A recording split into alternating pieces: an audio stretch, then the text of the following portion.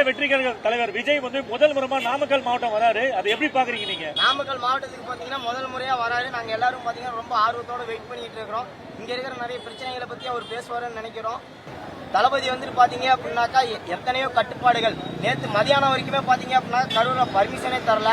நேற்று மதியானத்துக்கு அப்புறம் தான் பர்மிஷனே கொடுத்தாங்க.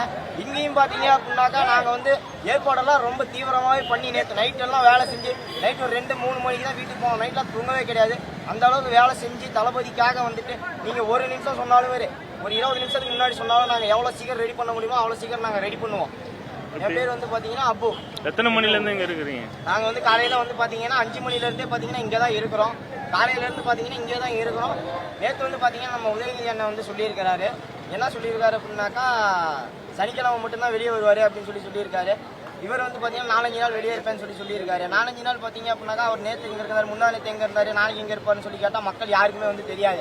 இதே வந்து தளபதி முந்தா நேற்று எங்க இருந்தாரு, நேற்று எங்க இருந்தாருன்னு சொல்லி கேட்டா எல்லாத்துக்குமே வந்து கண்டிப்பா தெரியும்.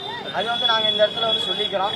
தளபதி வந்து பாத்தீங்கன்னா நாங்க வந்து காசுக்காக சேர்ற கூட்டம் கிடையாது. எல்லாத்துக்குமே வந்து பாத்தீங்கன்னா ஓட்டுரிமைங்கிறது இருக்குது. எல்லாம் 18 வயசு வந்து ஆனவங்க மட்டும்தான் இங்க இருக்கிறோம். மோஸ்ட்லி 90% பாத்தீங்கன்னா அப்படின்னாக்கா எல்லாரும் இதுலயுமே பாத்தீங்கன்னா கட்சி துண்டு வந்து போட்டிருப்பாங்க. அதாவது தளபதிக்காக மட்டும்தான் எவ்வளவு நேரமா வெயிட் பண்ணிட்டு இருக்கிறாங்க.